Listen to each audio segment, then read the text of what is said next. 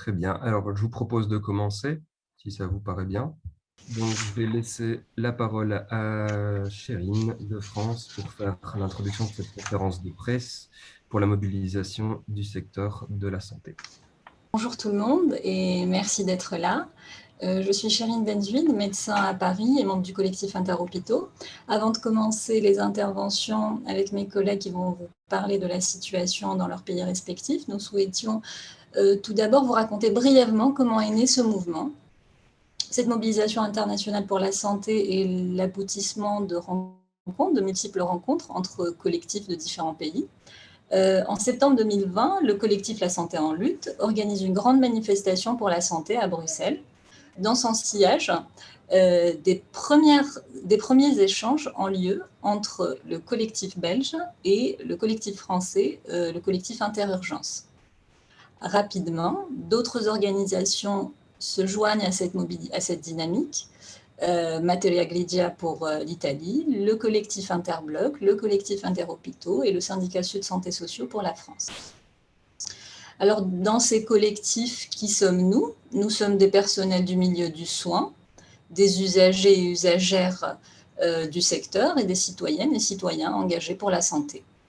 Tout simplement, on se retrouve et dès les toutes premières rencontres, on arrive collectivement au même diagnostic. Partout sont à l'œuvre des politiques publiques d'austérité budgétaire, lesquelles appréhendent le secteur de la santé comme une entreprise devant être soumise à l'impératif de la rentabilité. Ces politiques se sont traduites par la réduction des moyens humains et matériels dans les différents secteurs du soin et de la recherche médicale, avec une privatisation rampante et une sous-traitance coûteuse financièrement et surtout délétère aussi bien pour les personnels que pour les patients. Sans surprise, les mêmes causes ont produit les mêmes effets dans nos différents pays. Une dégradation de l'accès, de la qualité et de la sécurité des soins et une perte de sens des métiers avec des personnels épuisés qui quittent la profession, voire leur pays, où ils laissent leur santé, parfois même la vie. C'est sur la base de ce diagnostic partagé que nous rédigeons alors ensemble l'appel à cette mobilisation internationale. Le texte est accompagné d'une belle affiche que l'on doit à une graphiste bénévole, Mali Jo, elle-même membre d'un collectif de graphistes engagés qui s'appelle Forme des luttes. Nous décidons alors de lancer ce mouvement le 29 mai, un samedi, afin que les citoyennes et citoyens puissent y participer dans leur grande diversité. Une fois lancé, rapidement, le mouvement s'enrichit par l'adhésion de plus de 60 collectifs signataires, originaires d'une dizaine de pays différents. Mobilisés bien avant la crise du Covid-19, plusieurs de ces organisations n'avaient eu de cesse de tirer la sonnette d'alarme, et ce depuis plusieurs années. Voilà, ensemble, nous revendiquons l'accessibilité universelle aux soins de santé et aux médicaments, en particulier les vaccins contre le Covid-19 actuellement. Pour ce faire, Oui, Chérine, je ne sais pas si tu nous entends. On a un souci. Je vais en profiter juste pour introduire les différents intervenants, intervenantes, et puis je relaisserai la parole à Chérine pour refaire l'introduction générale.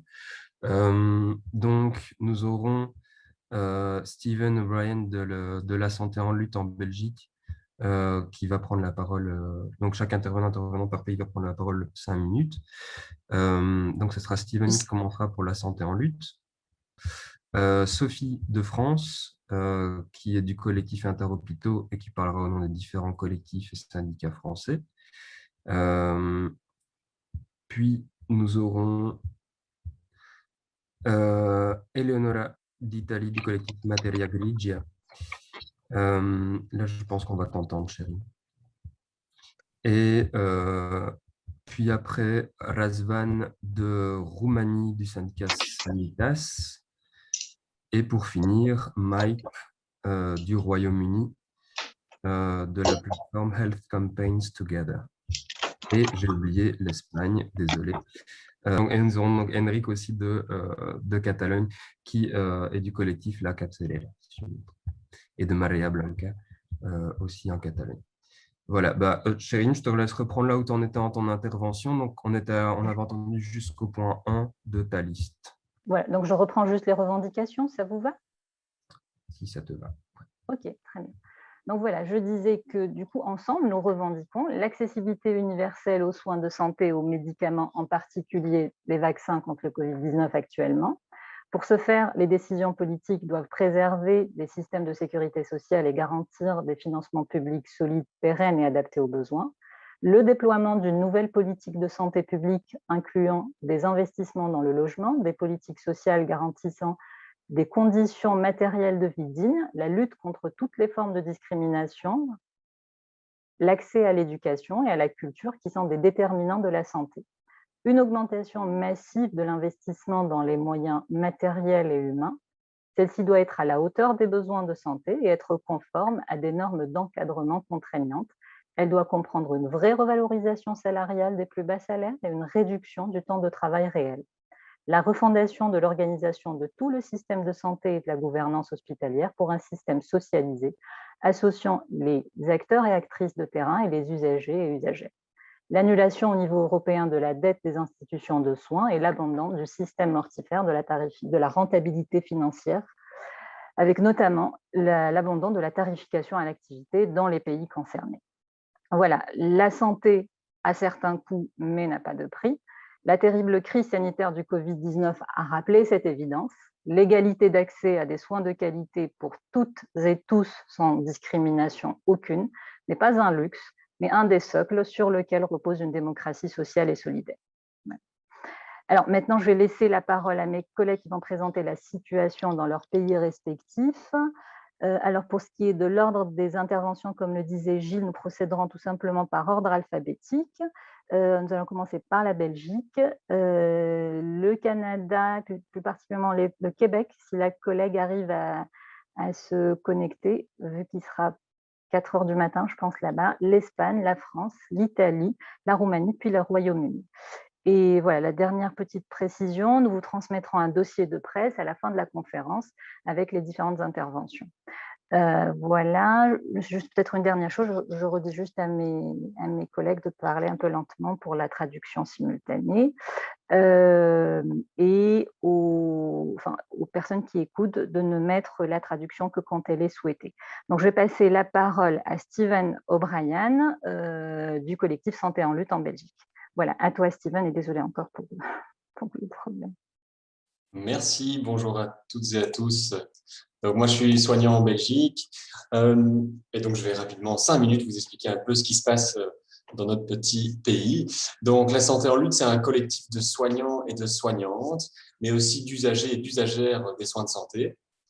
Donc, on est un collectif en fait d'infirmiers, de sages-femmes, de brancardiers, d'aides-soignantes et aides-soignants, de médecins, de personnel d'accueil, de la lingerie, de la restauration, de l'entretien ménager. On est aussi des techniciens, techniciennes, des laborantins, des ambulanciers, des patients et des patientes. Donc le collectif, il est né en fait durant l'été 2019, à la sortie en fait d'un mouvement de grève dans 2 hôpitaux bruxellois. Et nos revendications à ce moment-là, c'était 1, des soins de qualité pour toutes et tous, 2, des conditions de travail décentes. En résumé, ce qu'on demandait, et ce qu'on demande toujours en fait, c'est de nous donner le temps et les moyens de soigner, de laver, d'accompagner dans la mort, de panser les blessures, d'accueillir la naissance et surtout de terminer nos journées debout et pas à genoux. Alors, depuis, il y a eu le Covid. Il y a eu 3 vagues qui se sont succédées. Plus d'une année s'est écoulée. Et en fait, on n'a vu aucune amélioration de nos conditions de travail ou des moyens pour l'ensemble de la population d'accéder à des soins dignes et de qualité. Donc, en fait, les gouvernements successifs, ils ont fait que distribuer l'une ou l'autre rustine et toujours en retard et avec mépris, finalement. Au bout de plusieurs mois de lutte et sous la pression de l'actualité, il y a eu quelques petites avancées dans le secteur, mais en fait, les changements, ils ont été minimes. Et sur le terrain, nous, on n'a pas vu d'évolution. Alors, en fait, quand on regarde la pandémie de Covid, justement, ça montre l'importance d'un service de santé fort et égalitaire. où toutes et tous, on aurait en fait droit et accès à des soins de qualité. Alors, pour que ça puisse arriver un jour, on doit absolument sortir le secteur de la logique marchande et développer une réelle politique de santé publique qui englobe à la fois des changements concrets au sein de nos secteurs, mais aussi au-delà en prenant en compte et surtout en prenant en charge et décidant de mesures fortes sur les déterminants de la santé, comme le logement, l'éducation, l'alimentation, l'environnement et plein d'autres, et aussi des mesures sur les discriminations structurelles qui impactent l'accès à la bonne santé. Donc, c'est pour toutes ces raisons-là aussi qu'on va manifester samedi. C'est aussi pour ça que seront présents à nos côtés plein d'organisations différentes et de collectifs qui sont directement liés à ces déterminants de la santé dont je parlais, comme des collectifs queer et féministes, l'école en lutte, le gang des vieux en colère, Still Standing for Culture, des collectifs de sans-papiers et encore bien d'autres. Alors, nos revendications, pour la Belgique, il y en a 7. Donc, la première, c'est on demande en fait d'investir dans nos institutions de soins et du personnel médical au personnel d'accueil, logistique et hôtelier. On doit être plus nombreux et disposer d'outils et des moyens nécessaires. Donc, la deuxième, c'est renforcer les normes d'encadrement pour plus de soignants au chevet des patients.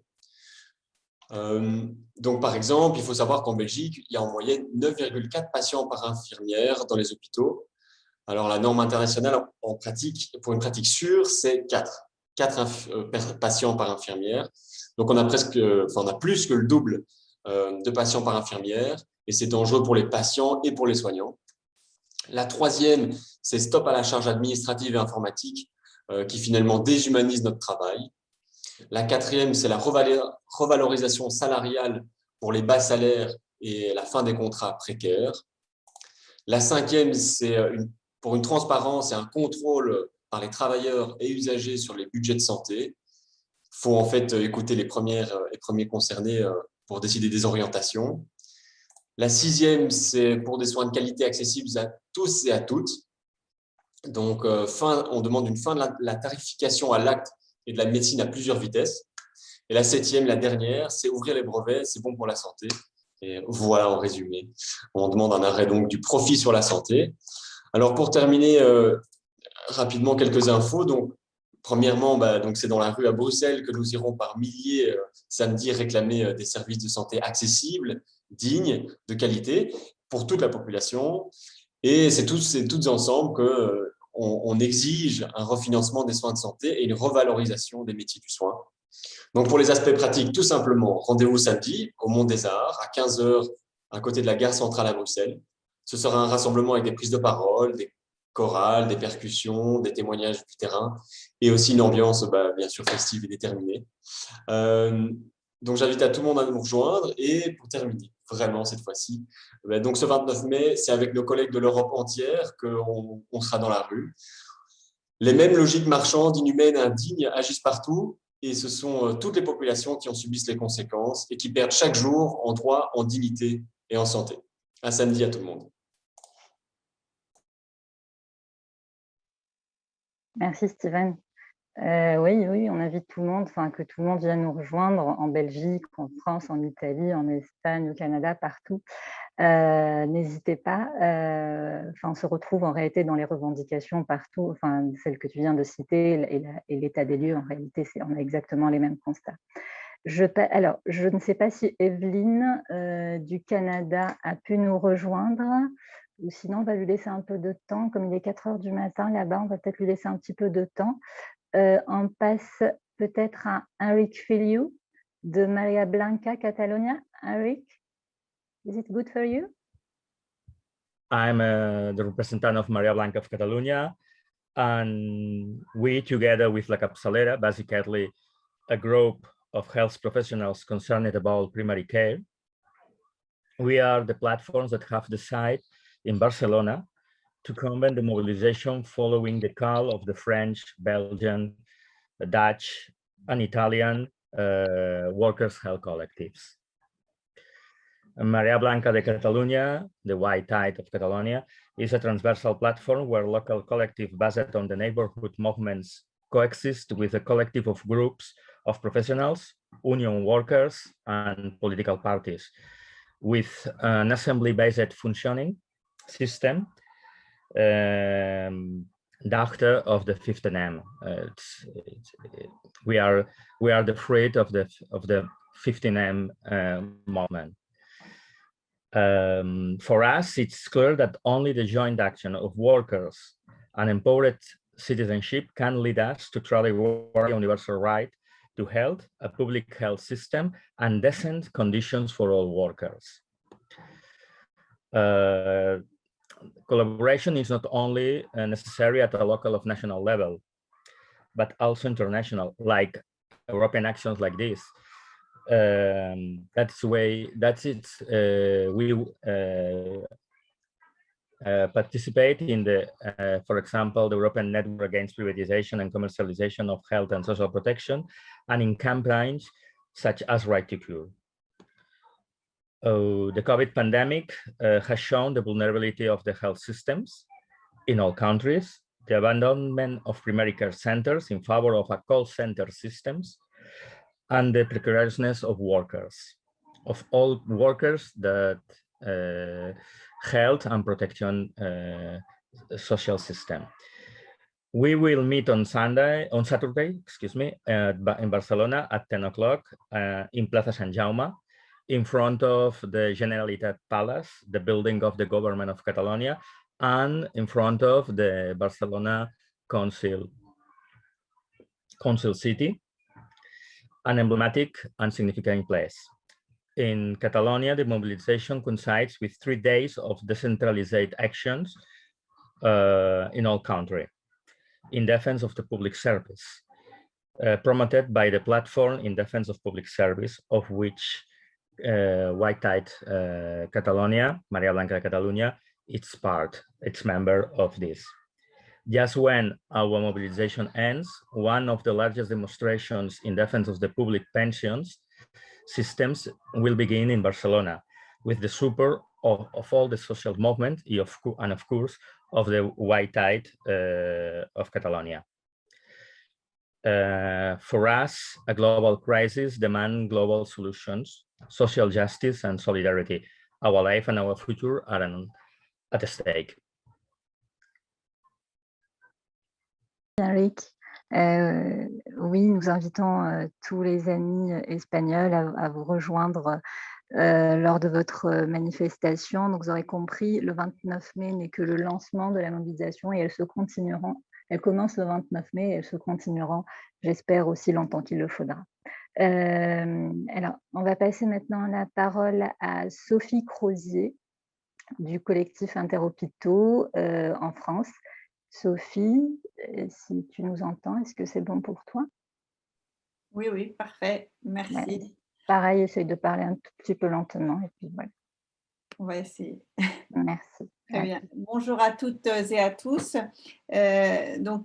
Effectivement, je vais m'exprimer pour un ensemble de collectifs français qui sont le collectif Interbloc, collectif Interurgence, le syndicat Sud Santé Sociaux et notre collectif Interhôpitaux. Donc, il faut savoir que nos collectifs sont nés aussi, nous, comme en Belgique en fait, en 2019, comprennent des personnels hospitaliers et des usagers du système de santé.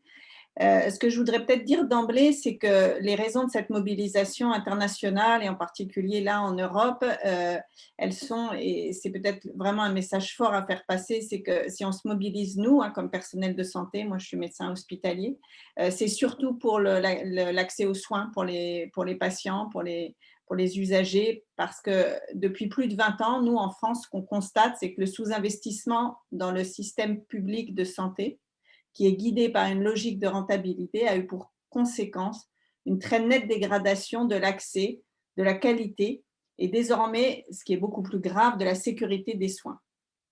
Peut-être juste quelques chiffres rapidement pour la France, mais ça sera dans le dossier de conférence de presse. Savoir qu'en 10 ans, on a eu 13% des lits des hôpitaux qui ont été fermés, soit plus de 50 000 lits ont été fermés et ça continue encore actuellement. Que la charge en soins a augmenté de 15%, alors que nos effectifs n'ont augmenté que de 2%, Les salaires des personnels hospitaliers ont été gelés, et ça depuis 2009, entre 2009 et 2015, en fait, on a même perdu en salaire réel. Donc ça, c'est un élément très important, même si les choses ont été revues récemment. Il faut savoir aussi que notre système, comme dans d'autres pays européens, semble-t-il, notre système, notre budget alloué aux hôpitaux publics en particulier, n'a jamais et n'augmente jamais depuis plus de 10 ans à la hauteur de l'accroissement des charges. Ce qui veut dire que chaque année, on a un budget qui est inférieur à nos dépenses de santé, ce qui nous oblige à faire des économies et qu'on n'est pas en capacité aujourd'hui. On n'est plus en capacité de répondre aux besoins de santé de la population. Et ça, c'est vraiment très grave. En fait, la population exprime des besoins et des attentes qui ont fortement évolué, notamment du fait du développement des maladies chroniques, de l'allongement de la durée de vie. Et cette inadéquation entre la demande et l'offre de soins ne cesse de s'aggraver avec des inégalités qui se creusent, ce qui est également tout à fait dramatique. La rigueur qui s'est transformée en austérité a entraîné un cercle vicieux de la pénurie et qu'on voit encore plus maintenant après la crise, avec une perte d'attractivité, une dégradation des conditions de travail, manque de personnel, fermeture de lits, faute de personnel, réduction de moyens. Et tout ça a évidemment comme résultat, comme je le disais dès le début, une dégradation continue de la qualité et de la sécurité des soins. Juste pour donner quelques exemples et que peut-être ça paraisse aussi assez concret, mais les conséquences de ces politiques d'austérité, encore une fois, ce n'est pas seulement nos conditions de travail. Sur le terrain, c'est aujourd'hui un système de santé publique qui ne peut plus répondre aux besoins de santé, des patients qui souffrent de maladies psychiatriques qui sont renvoyés chez eux, faute de place, des enfants qui, en 2019, lors de l'épidémie de bronchiolite, ont été transférés à plus de 200 km de chez eux par dizaines, des réanimations ou des unités neurovasculaires qui ne peuvent plus admettre, qui refusent chaque jour des patients faute de lit, faute de personnel et qui sont obligés de faire du tri parmi les patients. Plus de 6 mois pour trouver un rendez-vous de consultation pour beaucoup de spécialités en France, même quand c'est urgent, même pour un problème cardiaque. J'ai encore eu des témoignages récents. Et malheureusement, ce ne sont que des exemples parmi de multiples inégalités, de difficultés, voire d'impossibilités d'accès aux soins qui sont extrêmement nombreux sur le territoire.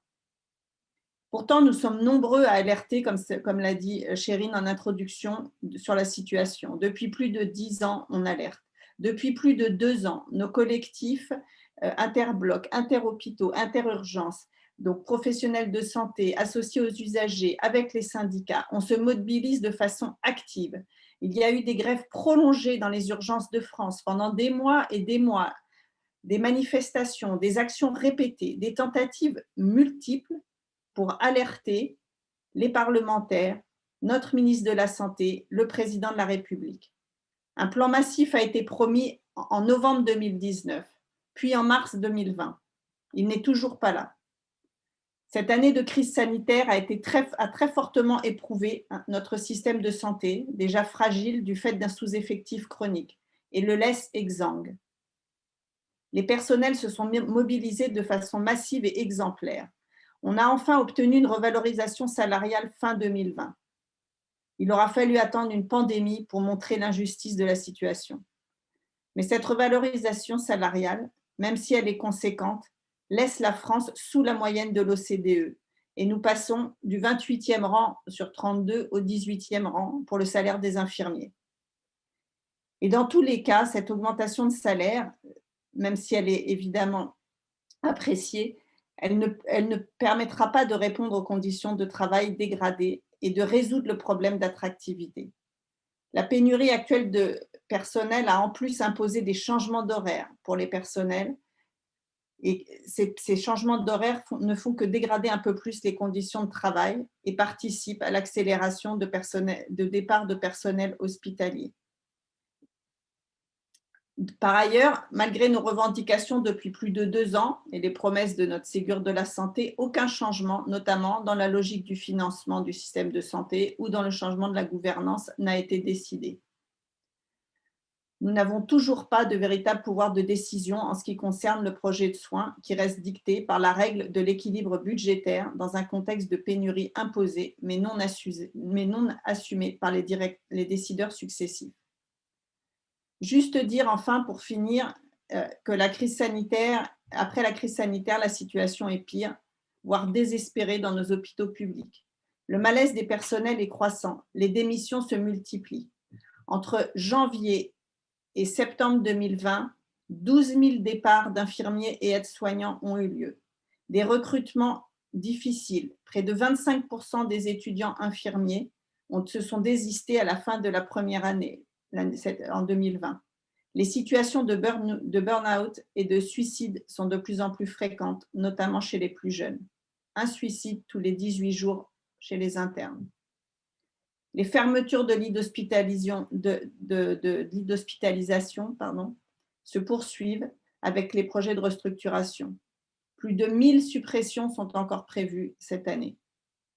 Nous voulons retrouver le sens de nos métiers et reconstruire un service hospitalier public au service de la population.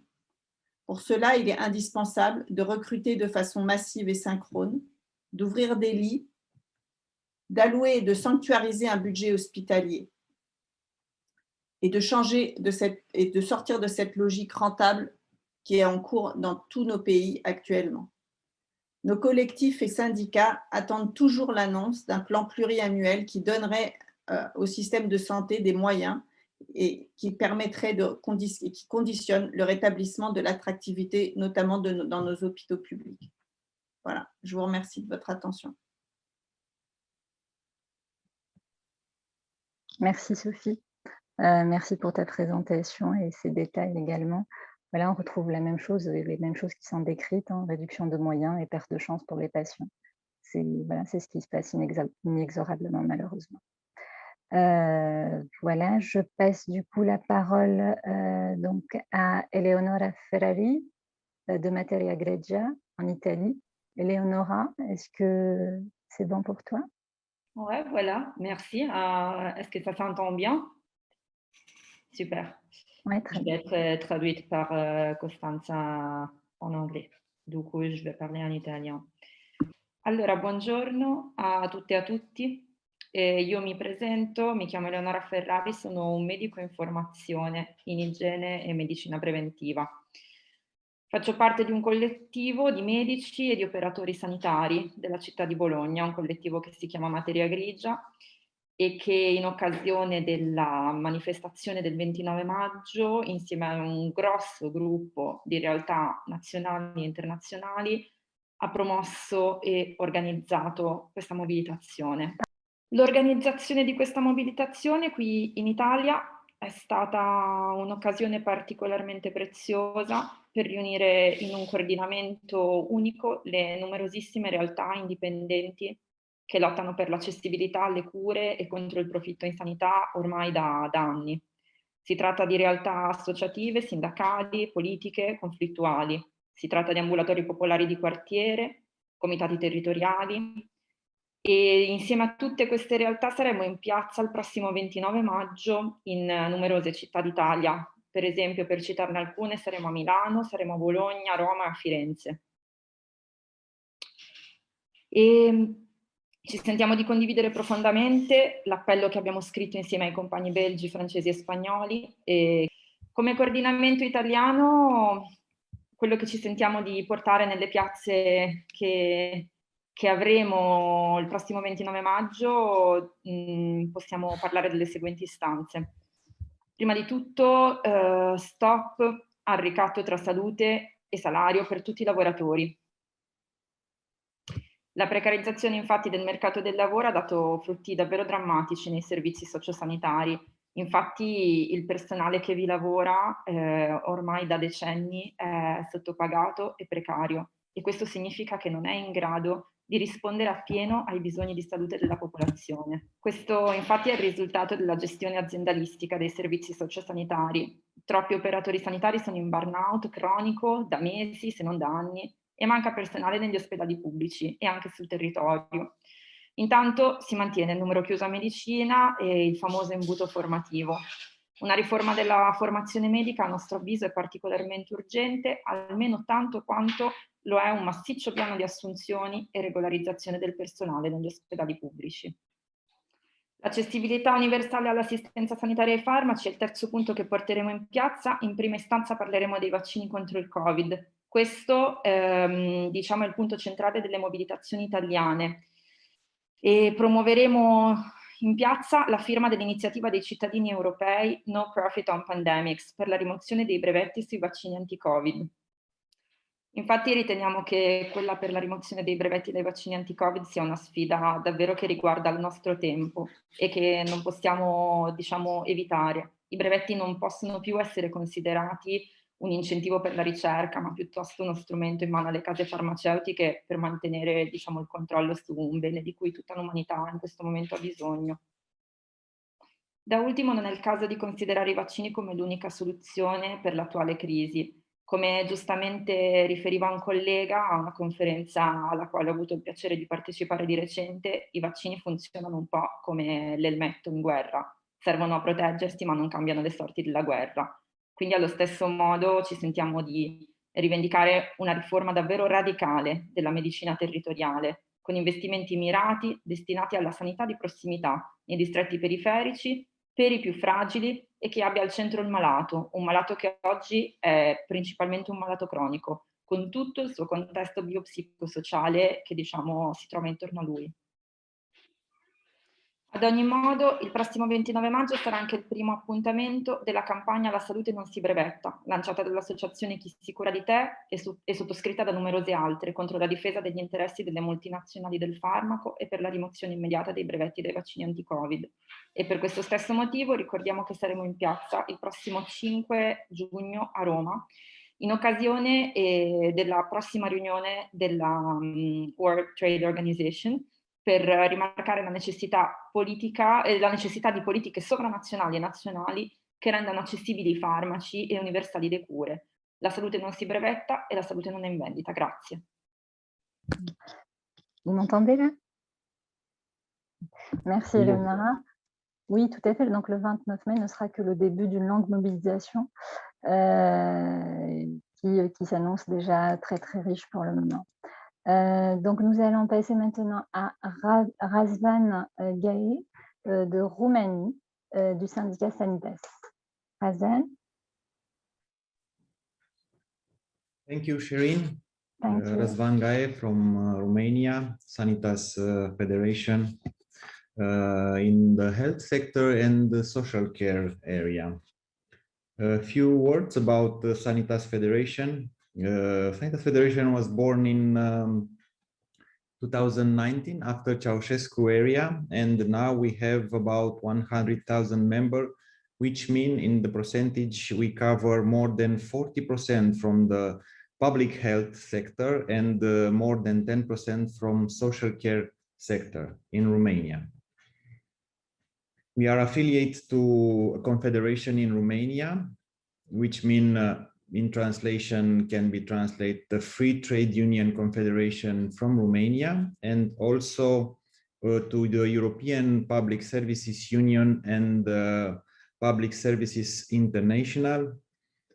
In this area, in the EPSU area, I am a vice president of Standing Committee on Health and Social Services, and we try to make some policy close to the partner in the employer side, which name it's HOSPIM, close to European Commission.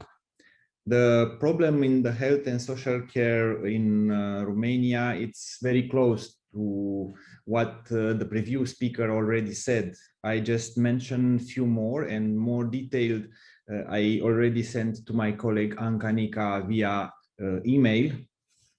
But you must know in all the Eastern country, the problem in the health sector and the social care, it's more than double problem than the Western countries, because after 2007, for example, in Romania, when it's the year when Romania go to the EU become a member of the EU, the personnel, especially the very trained personnel, are going to work abroad, they migrate, And it's very, very important to understand the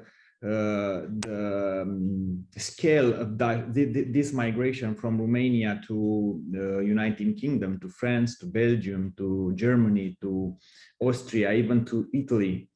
Between 2007 to 2017, more than 15,000 doctors and more than 35,000 nurses are going to work abroad and didn't come, which in Romania it means more than double staff shortage. And it's very, very hard to manage the pandemics, COVID pandemics in this situation. So acute lack of staff due to the migration of the specialists, mainly doctors and nurses, as I said, outdated infrastructure of the medical and social units. It's very, very hard to manage this situation. We are not able to create the new circuits which lead in this situation, transforming the hospital, especially just for the COVID-19 patient, because it's impossible to have a double circuit, one in the hospital for non-COVID patients and the other one just for COVID patient. We face with the lack of career evolution of the medical staff. We are very large volume of daily duties per employee. Unfortunately, last year we have less than half vacation leave, and we have huge outstanding holidays.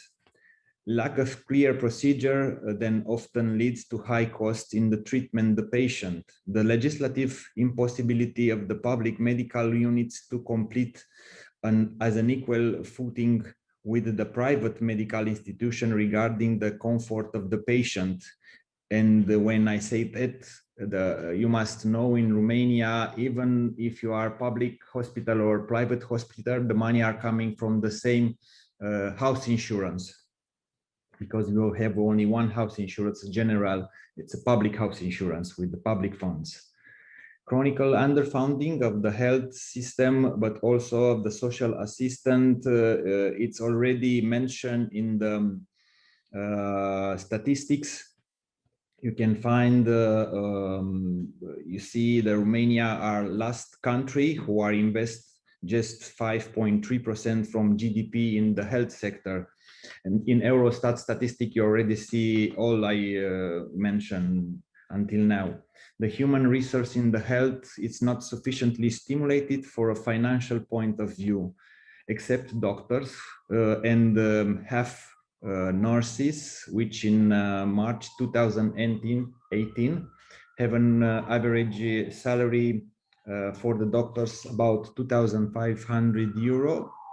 In 1 year ago, it was half of this salary. And for nurses are increased with 25%. In the past, the nurses have about 800 euro, and after 18 March 2018, we receive about 1,000.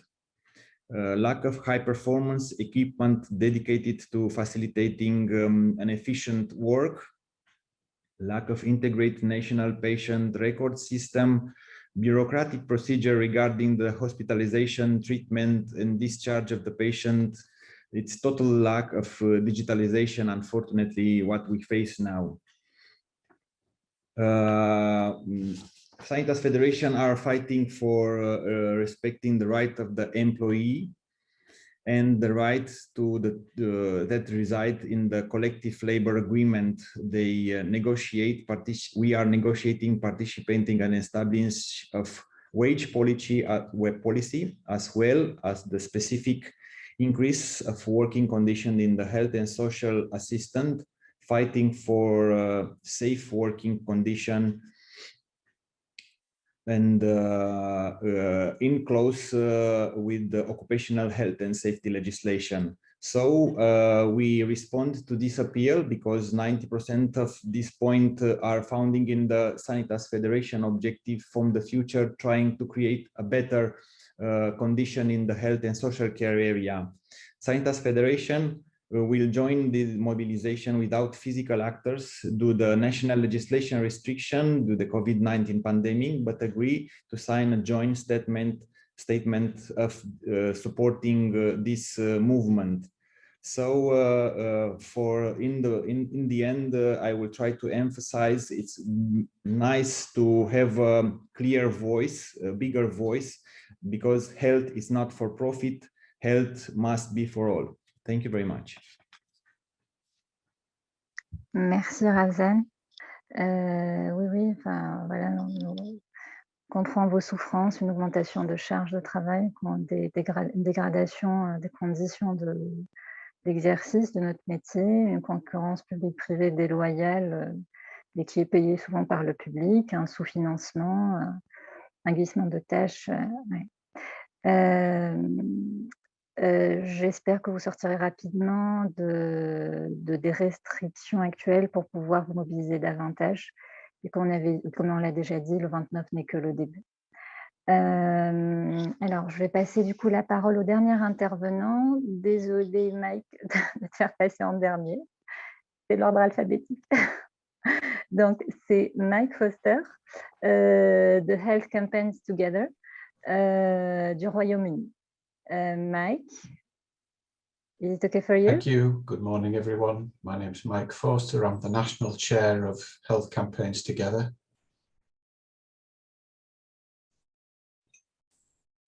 Our organisation is a network of 120 groups around the country, made up of national trade unions, local trade unions, as well as localised community groups.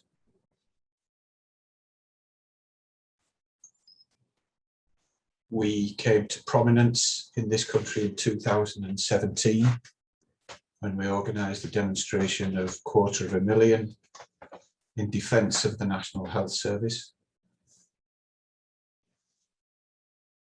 The National Health Service in Britain is a much loved institution. It is publicly funded and has undertaken a huge vaccination schedule over the last few months, which has been one of the most successful in Europe. And we don't want to lose that NHS.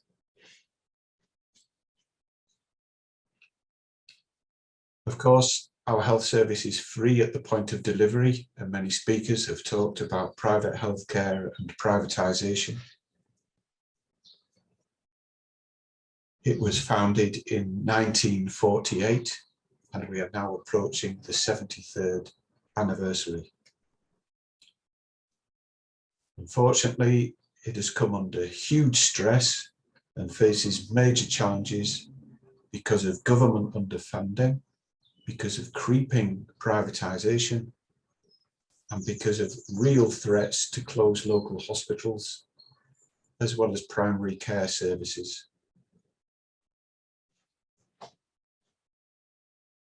Like other speakers, it's clear that governments were unprepared for COVID. That is the same in this country due to these funding cuts. And we have planned and already undertaken a number of initiatives to expose what is taking place. We have at the moment our own People's COVID Inquiry, which is looking into the failure of this government over the last 14 months. We have developed our own National Health Service Rescue Plan, which has been adopted by most trade unions. And on the 3rd of July, we will have National Health Service anniversary protests across the country, mainly outside hospitals, for a number of reasons. One, to maintain and protect patient safety, which we think has been compromised during the pandemic. Two, to halt privatisation and to see that our National Health Service remains firmly in public hands. And three, to support health workers who are likely to be taking industrial action in the summer in support of a pay claim, a substantial pay increase, of either £2,000 or 15%, whichever is the greater. Unions are gearing up to ballot for industrial action, which is likely to take place in the autumn. So our solidarity protests with health staff and with the NHS will take place on the 3rd of July. We obviously support all the wonderful initiatives that have been taken by campaigners across Europe and in Canada and in Romania, which is amazing. We bring solidarity to Santé en Lutte, and we hope to welcome some of you to our protests on the 3rd of July. Thank you. Merci beaucoup, Mike. Et c'est bien noté pour la solidarité internationale. Et évidemment, avec la Santé en Lutte, on fera ce qu'on peut pour être présent au Royaume-Uni le 3 juillet. Et au moins, au minimum, témoigner notre solidarité depuis la Belgique, tout à fait. On se tient au courant là-dessus de toute façon. Merci à tous et toutes pour toutes ces interventions très enrichissantes. Donc, vous voyez un petit réseau international qui est en train de se former de collectifs autonomes et de syndicats combatifs à travers l'Europe et même le monde, puisqu'on n'a pas le Québec aujourd'hui, malheureusement, mais ce n'est pas pour autant qu'il ne se passera rien au Québec, au contraire, le 29 mai et dans les jours qui suivront. On va procéder maintenant aux questions-réponses. Il y a 2 questions qui ont été posées pour la France, pour la question des mobilisations, de quel type de mobilisation aura lieu. Ça a été répondu dans le chat. Je ne sais pas si vous souhaitez une réponse orale là-dedans. On peut peut-être vite redire, Sophie, si tu veux bien, pour faire un point sur la mobilisation en France. Oui, pardon. Donc oui, je l'ai remis dans le chat, mais je peux redire, bon, même si on n'a pas encore tout n'est pas forcément encore remonté, mais sont prévues des mobilisations à Brest, à La Rochelle, donc je l'ai noté dedans avec les heures et les lieux de rendez-vous, à Marseille, à Paris où il y aura une grande mobilisation avec une manifestation dont le trajet, alors tout est sur le site du collectif Interhôpitaux et sur le site du collectif Interurgence et donc ça vous pouvez avoir toutes les informations. Et y aller sur les pages de Facebook aussi. À Rennes, il y aura aussi, alors juste à Paris, oui, pardon, il y aura aussi avant, en fait, il y a deux événements importants. Il y aura aussi un die-in qui aura lieu à Saint-Ouen, qui va être le lieu d'un regroupement d'hôpital. Enfin, de 2 hôpitaux, pardon, qui prévoit une réduction de 305 lits. Et du coup, il y aura 305 personnes qui seront allongées par terre devant ce site de nouvel hôpital. Donc, la journée du 29 commencera par cet événement à 10h. Il y aura également, que vous sachiez, toute notre mobilisation internationale est soutenue par la Ligue des droits de l'homme en France.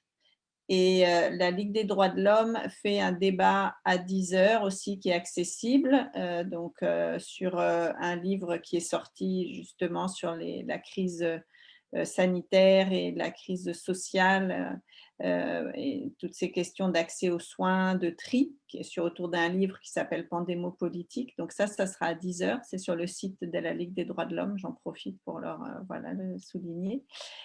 Ensuite, dans les autres villes de France, il y a une mobilisation à Rennes et puis également sur l'île de la Réunion, donc avec le territoire français, avec un rendez-vous à 10h devant la préfecture de Saint-Denis.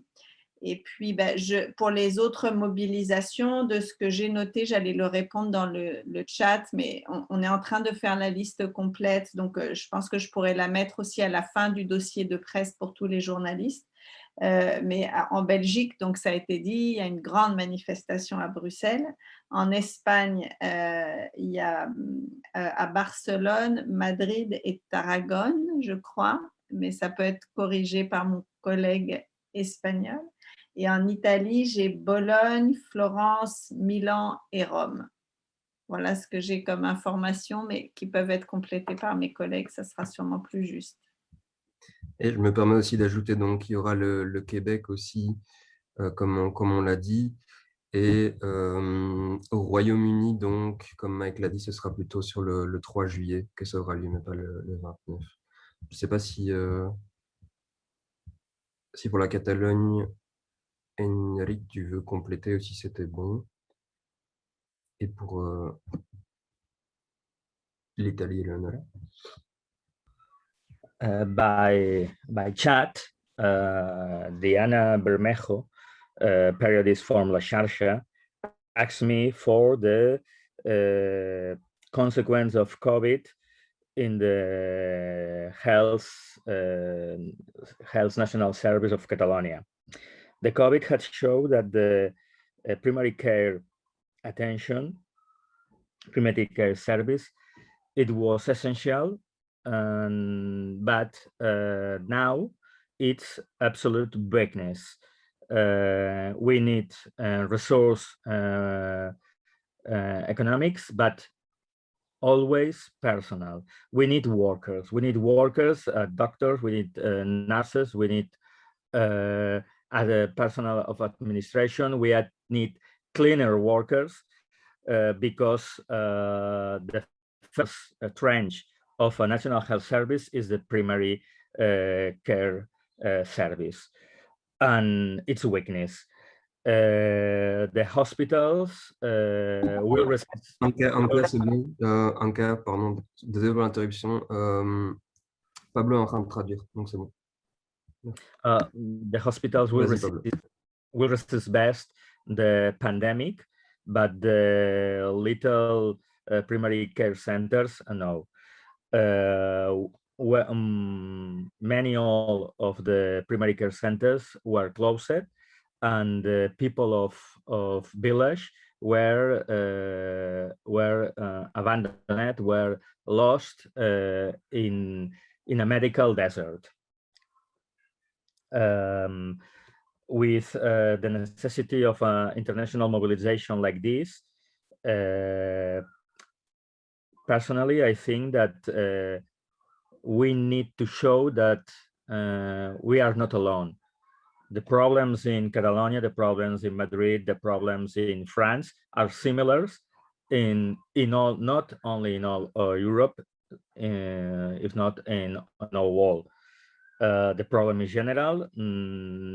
The essential is that for the capitalism, the health is a business, and it's not an essential right. And we need to collaborate between countries, and at not only a European level, if not a global level. Only if we resolve the questions between all the citizens, we can decide to have a future. Thanks. I don't know if I can. Je ne sais pas si je peux compléter un peu sur les manifs en Italie, si c'était ça la question. Super. Je vais le dire en français, comme ça, ce sera vite fait la traduction en anglais. Et les villes qui seront concernées par les manifs, ce seront plusieurs. Il y aura plusieurs manifs dans la région de la Lombardie qui a été vraiment pas mal blessée par la crise Covid. Et il y aura des manifs dans les villes de Saronno, Legnano, Cremona, Bergamo, Varese, Desio, Monza et Mantova. Et après, il y aura des manifs aussi à Torino, Rome, Bologne, Florence, Milan, c'est que déjà avait été dit. Et après, il y aura aussi une action peut-être dans d'autres villes, notamment à Matera, au sud de l'Italie, et aussi dans la ville de Lodi, toujours en Lombardie. Et ça, c'est une liste qui est constamment en train d'être de s'allonger, quoi. Merci. Merci beaucoup pour ces précisions. Donc, on vous renverra aussi par écrit. Alors, il y avait dans le chat Joan Monte de la RTBF qui posait une question à Steven de la Santé en lutte et qui demande: est-ce que vous attendez une forte mobilisation dès ce samedi? Combien de personnes espérez-vous? Merci. Je te laisse répondre, Steven. Oui, donc la situation sanitaire, encore, c'est un certain obstacle à pouvoir faire une large mobilisation du secteur. Après, la force de cette mobilisation réside d'autant plus avec l'aspect international et le fait qu'il y aura des actions un peu partout, des mobilisations un peu partout. Voilà, des estimations qui sont difficiles. On estime plus ou moins 3000 personnes donc du secteur et des citoyens qui sont solidaires. Et voilà, je pense que ce sera déjà un grand message fort au gouvernement. Voilà, et comme on disait tout à l'heure, ce n'est que le début. Voilà. Merci. Et rappelez aussi par la même occasion, je me permets, en Belgique, il y aura on fera attention évidemment aux mesures sanitaires pour éviter de prendre des risques inutiles. Donc, il y aura distribution de masques de gel hydroalcoolique et la manifestation est organisée en différents blocs thématiques, ce qui permet par ailleurs donc, de visibiliser les différentes luttes qui sont mises en lien avec la santé et de pouvoir diviser la manifestation en groupe et donc prendre moins de risques au niveau sanitaire. Voilà, je propose, est-ce qu'il y a encore des questions de la part des journalistes? N'hésitez pas à les mettre dans le chat si c'est le cas. Bien, sinon je vous propose, puisque ça fait déjà 1 heure... oui, je te laisse la parole, Eleonora, rapidement. Pardonnez-moi. Vas-y. Moi, ce sera hyper vite. Je voulais te dire que sur la page Facebook de l'association Medicina Democratica, qui est très active au nord de l'Italie et qui est entre les organisateurs des manifs italiennes, il y aura le matin à 10h une directe qui réunit les discours qui sont faits en toutes les places italiennes. Je voulais juste te dire ça. Merci. Merci beaucoup. Et alors, n'hésitez pas à ajouter, la plupart vous l'avez vu, et donc elles sont bien notées, n'hésitez pas à ajouter vos adresses mail dans le chat pour qu'on vous envoie le dossier de presse. Et on vous enverra aussi les trucs spécifiques par pays si nécessaire. Et voilà, alors je vous remercie beaucoup d'avoir assisté à cette conversation. Pardon, Gilles, excuse-moi. Oui, je voulais juste dire une dernière chose. Parce que là, il n'y a pas tous les collectifs qui sont représentés, mais enfin, voilà, on ne peut pas tous les citer, mais ils sont très nombreux. Cap Calera, Fairwatch, enfin, il y en a vraiment beaucoup. Nous tenons à les remercier pour leur soutien, pour la signature et leur collaboration. Pour la France, il y a beaucoup de collectifs en psychiatrie qui sont mobilisés et qui seront mobilisés. Il y aura les Actupiennes, l'Inter-LGBT, la MUF, AIDS, Attaque, Soignants Ensemble, le Printemps de la psychiatrie, la Ligue des droits de l'homme. Il y a un collectif de graphistes, comme on l'a dit, Forme des luttes, l'Observatoire de la transparence dans les politiques des médicaments, Médecins du monde, Organisation syndicale des sages-femmes et Coordination nationale des comités de défense des hôpitaux et maternités de proximité, des associations de patients, AMRIC. On s'excuse de ne pas pouvoir tous les citer. Pour la Belgique, vous êtes aussi très nombreux. Il en a cité quelques-uns tout à l'heure, Steven, et également en Italie et pour les autres pays. Donc, on s'excuse de ne pas tous les avoir cités, mais il y a la liste de tous les signataires et qui soutiennent cette manifestation et qui seront là également. Voilà. Merci, Chérine. Donc, la liste sera ajoutée aussi dans le dossier de presse. Il y a encore quelqu'un qui a quelque chose qui lui brûle les lèvres, ou est-ce qu'on clôture? Ok, super. Ben, merci encore beaucoup aux journalistes d'avoir été là et merci infiniment aux traducteurs, traductrices pour ce travail ardu, et merci à tout le monde pour la patience, pour la technique. On ne fait pas ça souvent, on apprend. Voilà. Et merci évidemment à tous les intervenants, intervenantes d'avoir présenté leur mobilisation dans leur pays et leur réalité. Et on sera tous ensemble dans la rue, donc le 29 mai et les jours suivants, en solidarité entre les différents pays pour soutenir les revendications du personnel de la santé. Merci tout le monde.